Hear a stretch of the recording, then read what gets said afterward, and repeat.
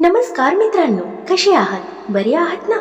मित्रांनो, किती विचित्र गोष्ट आहे ना, ज्या व्यक्तीसाठी आपण दुःखी होत आहोत तीच व्यक्ती आपल्या दोघांमुळे इरिटेट होता का? जो तडपणारा पार्टनर आहे तो तुमच्यासाठी रडेल ही गोष्ट समजून घेणे खूप महत्त्वाची आहे. हा व्हिडिओ शेवटपर्यंत नक्की पहा, कारण आजच्या या व्हिडिओमध्ये मी तुम्हाला अशा काही गोष्टी सांगणार आहेत ज्या ऐकून कदाचित तुम्ही खूप दुःखी व्हाल. पण विश्वास ठेवा, आजच्या या कडवट सत्याची जाणीव होणे तुमच्यासाठी खूप आवश्यक आहे. अखेर आपण असे काय करावे की ज्यामुळे आपल्या पार्टनर आपल्यासाठी रडेल? आज पार्टनरला काहीच फरक पडत नाही. भांडण झाल्यामुळे, गैरसमजुतीमुळे जोडीदार आपल्याला दुर्लक्ष करत आहे. पण आपण असे काय करावे की ज्यामुळे त्यांचे संपूर्ण लक्ष आपल्याकडे येईल?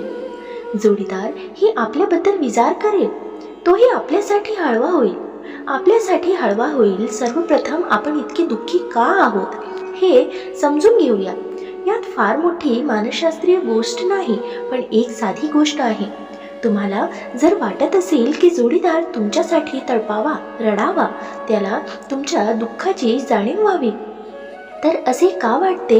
कारण तुम्ही त्याच्यासाठी दुःखी आहात, त्याच्यासाठी अस्वस्थ आहात. जर तुम्हाला काहीही फरक पडत नसेल तर तुम्ही या व्हिडिओवर आलेच नसतात. समजा चुकून आले तरी तुम्ही इतका वेळ हा व्हिडिओ पाहिला नसता, मध्ये सोडून दिला असता. पण तुम्ही हा पूर्ण पाहत आहात, म्हणजेच तुम्ही जोडीदारांसाठी दुःखी आहात, त्यांच्यासाठी चिंतित आहात. तुम्हाला हे हवे की त्यांचं लक्ष तुमच्यावर यावं, म्हणजेच तुमचं लक्ष त्याच्यावर आहे. हे स्पष्ट आहे की तुम्ही कोणाच्या तरी विचारत आहात, त्याच्यामुळे दुःखी आहात. पण आपण इतके दुःखी का होतो याचे कारण आहे अटॅचमेंट. आपण जोडीदाराशी इतके जोडले गेलेले असतो की त्याच्या वागण्यात होणारे बदल आपल्याला अजिबात पटत नाही. आपल्याला काय हवं असतं, तो आपल्याशी प्रेमाने बोलेल, आपली काळजी घे, थोडा वेळ आपल्यासाठी देईल. याशिवाय आपल्याला फार काही अपेक्षा नसतात.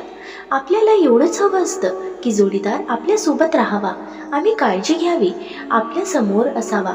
खूप मोठ्या गोष्टींची अपेक्षा नसते, फक्त थोडासा वेळ मिळावा, थोडं प्रेम मिळावं, आपली किंमत त्याने समजावी, इतकंच. पण जेव्हा या छोट्या छोट्या अपेक्षाही पूर्ण होत नाही तेव्हा खूप दुःख होतं, अस्वस्थ वाटतं. आपण एवढंच तर मागतो ना की जोडीदार आपल्याशी प्रेमाने बोलावे, थोडा वेळ आपल्यासोबत घालवावा, आपली काळजी घ्यावी.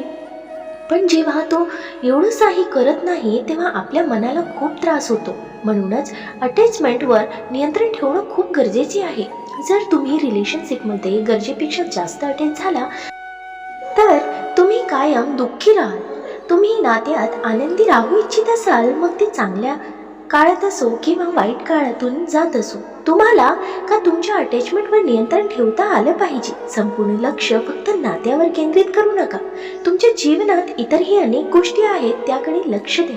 आपल्या मनाच्या डायव्हर्शन करणे गरजेचे आहे. जर तुम्ही तुमचं पूर्ण लक्ष फक्त रिलेशनमध्ये गुंतवलं तर तुमच्या दोघांतून तुम्हाला कोणीच वाचू शकणार नाही. तुम्ही अस्वस्थ आणि त्रस्त राहाल. आणखी एक महत्त्वाची गोष्ट म्हणजे तुम्ही कितीही दुःखी असला, त्रासलेले असला तरी त्या व्यक्तीसाठी तुम्ही तडपता आहात. त्याला याचा कधीच अंदाजही येणार नाही, त्याला काहीही फरक पडणार नाही. म्हणूनच स्वतःच्या आयुष्याला समजून घ्या. तुमच्या आयुष्यात अजून बारीक काम आहेत, जबाबदारी आहेत, त्यावर लक्ष केंद्रित करा. आता प्रश्न येतो की आपण असं काय करावं की आपण जोडीदारासाठी तडपण्याऐवजी तो आपल्यासाठी तडपे. जर कोणी व्यक्ती तुम्हाला मुद्दाम दुखावत असेल, तुम्हाला दुर्लक्षित करत असेल, तुम्हाला दुर्बळ बनवत असेल, तर त्या दोघांनी कमजोर होता. अजून स्थिर व्हा. एक मोठी वास्तविकता आहे जी मी तुम्हाला सांगते. हे करणं कठीण आहे पण तेवढीच आवश्यकही आहे. जर तुम्ही स्वतःला नियंत्रित केलं, स्वतःला मजबूत बनवलं तरच परिस्थिती बदलू शकेल. नाही तर जोडीदार तुमच्या भावनांचा फायदा घेत राहील. समजा तुमचा जोडीदार तुम्हाला त्रास देत आहे, चुकीच्या पद्धतीने बोलून किंवा दुर्लक्ष करून तुम्हाला दुःखी करत आहे, आणि जर त्यामुळे तुम्ही कमकुवत होत असाल, रडत असाल, अस्वस्थ होत असाल, तर जोडीदाराच्या मनात काय विचार येईल तो पुन्हा पुन्हा तेच करत राहील. तुमच्या अश्रूंमुळे त्याला सहानुभूती वाटणार नाही, पण तो अधिक दुर्लक्ष करेल. हे नात्याच्या सुरुवातीला घडत नाही, पण जसजसा वेळ जातो तसतसे ते इरिटेट होऊ लागतात. ही कडवी वास्तविकता आहे आणि यातली काहीही करू शकणार नाही. जो सत्य आहे तेच मी तुम्हाला सांगते. जर तुम्ही सतत दुखी राहत असाल, जोडीदाराच्या एका संदेशाची, एका बोलण्याची वाट पाहत असाल, तर हे सगळं पाहून तो व्यक्ती आणखी चिडचिड करू लागेल, आणखी दुर्लक्ष करू लागेल. त्यामुळे जेव्हा कोणी तुम्हाला दुखवतो तेव्हा तुम्ही कमजोर होत असतील राहायला शिकले पाहिजे. आपण नेहमी काय करतो, जर आज जोडीदाराने आपल्याला दुःखी केलं तर उद्या आपणही त्याला दुःखी करतो. पण हा मार्ग देखील चुकीचाच आहे. असं केल्याने तुम्हाला जास्त त्रास होईल. त्यामुळे जर जोडीदार तुम्हाला दुखत असेल, तुम्ही स्वतःला समजून घ्या, तो तुम्हाला का दुखत आहे. समजा तुम्ही आणि तुमच्या जोडीदारांमध्ये भांडण झालं. भांडणानंतर तुम्ही त्याला समजावण्याचा प्रयत्न करत आहात, माफीनामा मागत आहात, संवाद साधत आहात, पण तरीही तो तुम्हाला आणखीच दुखत आहे. याचा अर्थ तुम्ही भांडणानंतर लगेचच त्याला समजवण्याचा प्रयत्न करत आहात, पण त्याला ऐकायचंच नाही. त्यामुळे पुढच्या वेळी भांडण झाल्यावर लगेचच समजावण्याचा प्रयत्न करू नका. तुमच्या मनाला समजावून सांगा की जर आता मी समजावण्याचा प्रयत्न केला तर तुम्हाला अजून जास्त दुखावे, म्हणून नात्यातील वागणूक समजून घ्या, मानसशास्त्र समजून घ्या. जेव्हा भांडण होईल तेव्हा शांत राहा, स्वतःला स्थिर ठेवा. यामुळे तुम्हाला सतत दुखी व्हावे लागणार नाही आणि तुमच्या भावना कमी लेखल्या जाणार नाहीत. रिलेशनमध्ये तुम्हाला भावनिकदृष्ट्या खंबीर व्हावे लागेल, नाहीतर तुमच्या अश्रूंना कधीच किंमत मिळणार नाही. जर तुम्हाला हे समजलं असेल की जोडीदार जेव्हा रागात असतो, अस्वस्थ असतो, तेव्हा त्याच्याशी बोलण्याचा प्रयत्न केला तर तो तुम्हाला आणखीच दुखवतो, तर सरळ सोपं उत्तर हेच आहे की त्या क्षणी त्याला समजवण्याचा प्रयत्न करू नका. रिलेशनशिपमध्ये नेहमी एक मोठी चूक होते. जेव्हा भांडण होतं तेव्हा आपण लगेच समजवण्याचा प्रयत्न करतो. आपण वेगवेगळ्या प्रकारे गोष्टी स्पष्ट करतो, पण त्यावेळी जोडीदार ऐकायला तयार नसतो. त्यात आपणही संतापलेले असतो. त्यामुळे काही अशा गोष्टी बोलून जातो ज्या नंतर आपल्याला स्पष्टता वाटतो. मग मनात येतं की मी का बोललो, मला असं बोलायचं नव्हतं. त्यामुळे त्या क्षणी शांत राहणं हा सर्वोत्तम उपाय आहे. आता समजा तुम्ही आणि तुमच्या जोडीदारांचे भांडण झालं आणि जोडीदारांनी फोन ठेवले. आता तुम्ही पुन्हा पुन्हा कॉल करत आहात, पण तो कॉल उचलत नाही. हे नेहमी होत नाही का? तुम्ही जितके जास्त कॉल कराल तितकेच जोडीदार जास्त दुर्लक्ष करेल. म्हणूनच सर्वात शहाणपणाचे उत्तर हेच आहे, कॉल करू नका. आता काही लोक विचारतील, अरे पण अटॅचमेंट कंट्रोल करायचं तरी कसं? खूप स्पष्ट आहे. तुमच्या आयुष्यात रिलेशनशिवाय ही खूप काही आहे जिथे लक्ष द्या. जबरदस्तीने का होईना, पण स्वतःला दुसऱ्या गोष्टींमध्ये गुंतवा. दुसरा काही उपाय नाही. जर तुम्ही फोन हातात घेऊन स्वतःशीच म्हणत असाल, मला कॉल करायचाच नाही, मला कॉल करायचाच नाही, काहीही झालं तरीही तुम्ही मनाने तिथेच अडकलेले आहात. याचा अर्थ असा नाही की तुम्ही खरोखर स्वतःला शांत केले. समाधान तेव्हा मिळेल जेव्हा तुम्ही नात्याच्या पलीकडेही तुमच्या आयुष्यात आहे हे स्वीकारा. म्हणून सगळे बदला.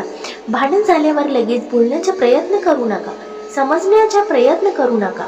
आणि सर्वात महत्त्वाचा, आपण कितीही भावनिक असलो तरी स्वतःला कमजोर होऊ देऊ नका. हे केलं तरच तुम्हाला नात्यात स्थिरता आणि आदरणीय. खरं सांगायचं तर जर फोन हातात असेल तर कॉल करायला फक्त 10 सेकंद लागतात, पण याच गोष्टीमुळे आपण अजूनच भावनिकदृष्ट्या अडकतो. त्यामुळे फोन हातात घेऊ नका, फोनला बाजूला ठेवा. जेव्हा फोन हातातच नसेल तेव्हा तुम्हाला सिच्युएशन स्पष्ट दिसेल, नाहीतर पुन्हा तुम्ही त्याच चक्रात अडकता. कॉल केला, रिप्लाय आला नाही, मग अजून त्रास. काही लोक म्हणतात ना, नातं तर हे हृदयाचे खेळ आहे, त्यात डोकं लावू नये. पण हेच लोक आयुष्यभर दुःखी राहतात. जर नातं टिकवायचे असेल तर डोकं वापरणं गरजेचं आहे. भावनांनी ओढताण होत राहिली तर तुम्हीच त्रासात राहाल. तुमच्या दुःखाची जबाबदारी घ्या. मी हे सगळं का सांगते? तुम्ही दुःखी होऊ नका, त्रासात राहू नका यासाठी. कारण तुमच्या दुःखांमुळे नातं सुधारत नाही, अधिकच मिळतं नाही. असं तर असतं की तुम्ही दुःखी झाला तर जोडीदार बदलला असता, तर मीही म्हणालो असतो, भरपूर दुःखी व्हा, पण वास्तव वेगळं आहे. तुमच्या दुःखांमुळे काही सुधारणार नाही, परिस्थिती आणखी खराब होईल. सत्य काय आहे, बऱ्याचदा आपल्याला जोडीदार दुःख देत नाही, आपण स्वतःसाठी दुःख निर्माण करतो.